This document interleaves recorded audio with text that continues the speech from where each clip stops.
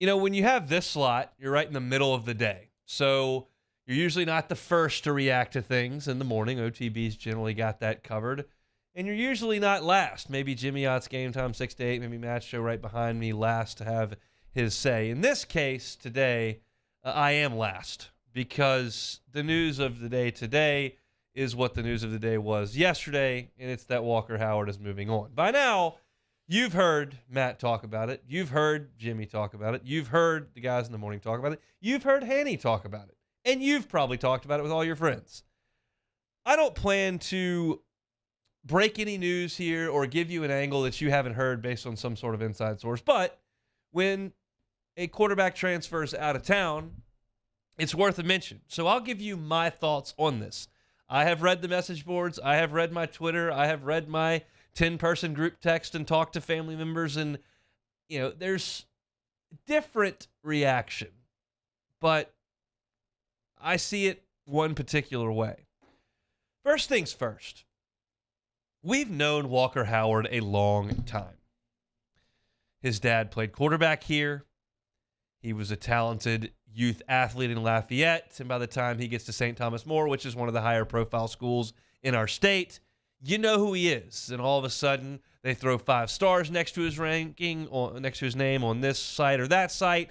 And all of a sudden, in a state that is just very, very rarely produces high-profile 5-star quarterbacks. We got running backs. We got DBs. We got receivers. Every once in a while, we throw an offensive lineman or a linebacker at them. But quarterback in this state has not been a position that has been exceptionally fertile. Well, now you got one, and his dad played here. Well, we got to get this guy. We got to get Walker Howard. And all of a sudden, you get him. And that's great. When a 5-star quarterback, specifically one who you've known about for 3 years of his high school career, whose dad played at the school, are automatically going to be considered the savior of the program. More so than a running back or a DB or a left tackle or a safety. You get a 5-star quarterback, that's the guy who's going to change the program. Doesn't matter if you're LSU, doesn't matter if you're Georgia, Ohio State, USC, Purdue, or Texas Tech. You get a 5-star quarterback, that guy, as far as the fan base goes, is the savior. And then you get a 5-star quarterback during a coaching change where things are a little dicey. That's the guy I can point to. Things suck right now, but there's a 5-star quarterback coming. And that's a natural thing for people to do. I tell you every year on signing day how important it is to sign 4- and 5-star players. I'm not diminishing your excitement level for that at all. But that's the label that's going to be painted on the 5-star quarterback. And then you've got this narrative as we understand the changing landscape of college football, transfer in, transfer out, starting quarterbacks leaving, backup quarterbacks leaving, transfers from Power 5 to Power 5, transfers winning national championships and Heisman trophies. It's a transfer position. But you lull yourself into this, well, Dad played here from Lafayette. He's not going anywhere. This kid's a tiger. He's not going anywhere. And that sounds really good. And I can promise you, if I was a 5-star quarterback and I signed at LSU, Hunt Palmer personally, by the way, I was a no-star quarterback. I was a no-star anything. I didn't play football. But hypothetically, if I was a 5-star quarterback, I would Matt Flynn it at LSU. But the fact of the matter is that does not happen anymore. Your example immediately preceding Walker Howard is an even more high-profile example because there has never been anyone more bred for a specific role in their life than Beau Nix was bred to be a quarterback at Auburn University. His dad played there. He grew up there. He was a 5-star. He went there. He started as a freshman, and he left. Because 18, 19, 20-year-old kids, young adults, don't think the same way that a 55-year-old dyed-in-the-wool, one school my entire life fan thinks.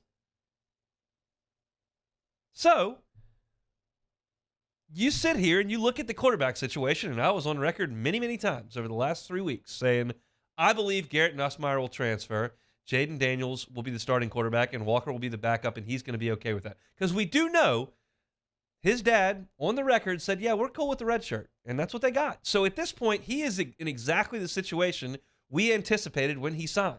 However, Jaden Daniels was not in the mix then. And that puts a wrench in things. So now you come to the offseason, 3 quarterbacks aren't sticking around. That's just not going to happen. The most sense would have made for Garrett Nussmeier to leave. And here's where I'll start to speculate. No sources, pure speculation. I believe Walker Howard and Garrett Nussmeier had a conversation. Walker said, hey, Garrett, what's your deal? He said, I'm going to stay. Walker said, all right. That means Jaden's going to start. That means that the 2 reps are going to go to Garrett Nussmeier. He'll probably play some. Ricky Collins coming in. He probably runs the scout team. What do I do during practice? That's another year. Oh, and Nussmeier's staying. So when Jaden Daniels leaves, there's a real possibility Garrett Nussmeier is the starting quarterback here for 2 more years. That's 4 years that I'm not the starter. That possibility becomes very real. And it's in most college athletes' best interest at this point to see if there's a chance I'm going to sit for 4 years at a position that doesn't rotate. This is not corner or running back where you kind of get your shot. Then this is not a great situation for me. That makes sense. So that's the situation that we're looking at. Here's my opinion on the matter. This is Hunt's opinion. If you told me entering next year, and basically at the quarterback position, it's a year-to-year thing. So I'll look at it 2 different prisms. One, for next football season. Said, Hunt, LSU can have 2 of the 4 quarterbacks that are going to be on the roster in the spring. You can have 2 of them from next year. The other 2 you can't have. Hunt Palmer would take Jaden Daniels and Garrett Nussmeier.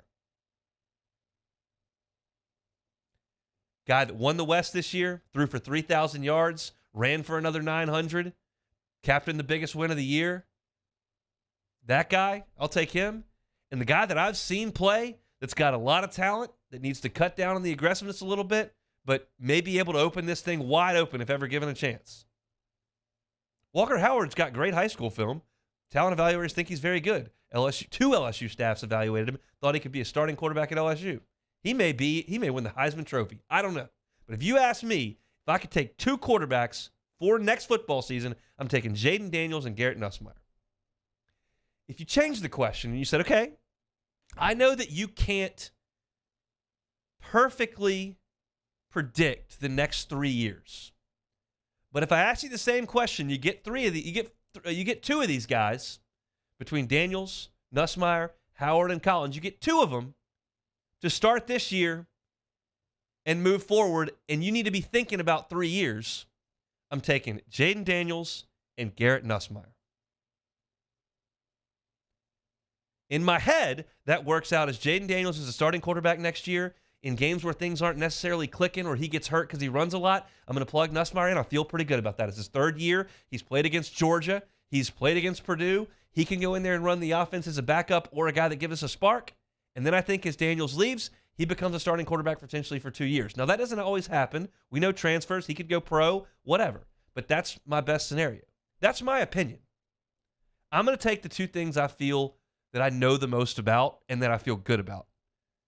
And I feel good about Jaden Daniels, and I feel good about Garrett Nussmeier. I felt good about Walker Howard. I don't know anything about Walker Howard.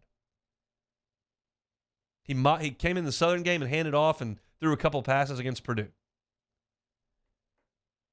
Now, you're hearing a bunch of people jump in and say, Daniels cost us Walker Howard. Daniels coming back. If he'd have moved on, we'd have had Nuss and Howard. And your answer to the question is different than mine. To this point, nobody's right or wrong.